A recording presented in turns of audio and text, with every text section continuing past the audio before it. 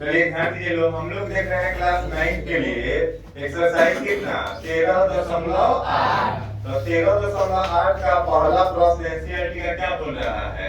उस गोले का आयतन ज्ञात कीजिए जिसकी त्रिज्या निम्न है। दो क्वेश्चन है, एगो त्रिज्या कितना है 7 मीटर है, एगो है 0.3 मीटर। तो एक ही बताइए लोग, गोला का आयतन का फॉर्मूला हर एक आदमी को याद है ना? गोला का आयतन 4/3 पाई आर क्यूब। तो थोड़ा ध्यान दीजिए लोग, यदि एक नंबर प्रश्न बनाना है तो यहाँ पर क्या लिखे r बराबर 7 cm। क्यों? क्योंकि ये त्रिज्या का मान है, त्रिज्या को क्या से डिनोट करते हैं r से। r बराबर 7 cm। क्या निकालना है जी? गोला का आयतन। तो यहाँ फॉर्मूला लिखेंगे गोला का आयतन, गोला का आयतन। तो गोला का आयतन सब हमको याद है क्या? 4/3 पाई आर क्यूब। तो यहाँ देखिए बराबर के सामने बराबर दे देंगे, आप 4/3 अब पाई की जगह पर 22/7।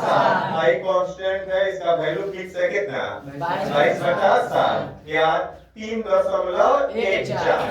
तो जब क्वेश्चन में बोलेगा 3.14 तो अभी यूज करेंगे, नहीं तो हमेशा क्या 22/7। यहाँ पर आर क्यूब, तो आर कितना है जी 7, यानी 7 गुना 7 गुना 7। एक साथ से एक साथ क्या हो जाएगा बढ़ जाएगा। और कुछ बीच में कटने वाला है?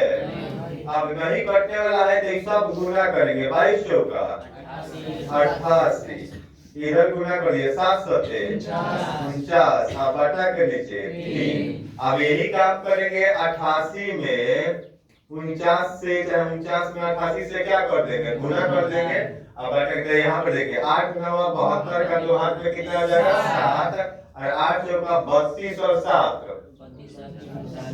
39, और फिर 8 से ही करना है तो 2 9 3 यही आ जाता है। 2 9 तो 11 का एक हाथ में 1 9 3 12 13 आखिरी का 1 4 4312 अब बटा 3 cm क्यूब। यही आंसर दिया है कि पूर्णांक में तोड़ा है। अगर पूर्णांक में तोड़ा है तो इसी को पूर्णांक में तोड़ देंगे, दशमलव मिला है तो दशमलव मिला देंगे। एक तरह से यही आंसर हो जाएगा। बुक से आप लोग देख लीजिए लोग कि क्या आंसर, अगर इतना है तो ठीक है तो यही हो जाएगा।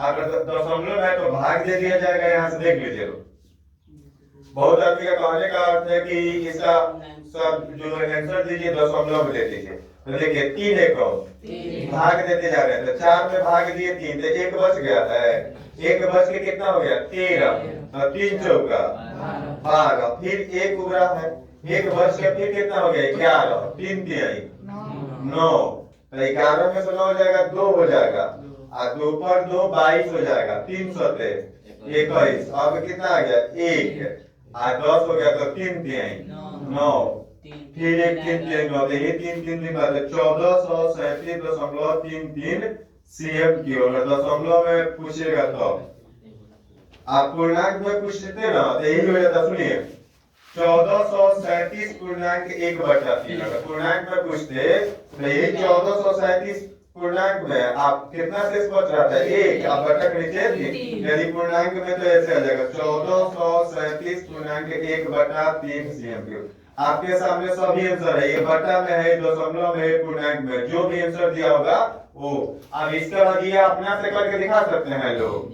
तो अगर ये आपको समझ में आ गया है तो ये दूसरा क्वेश्चन आप लोग खुद करके दिखाइएगा।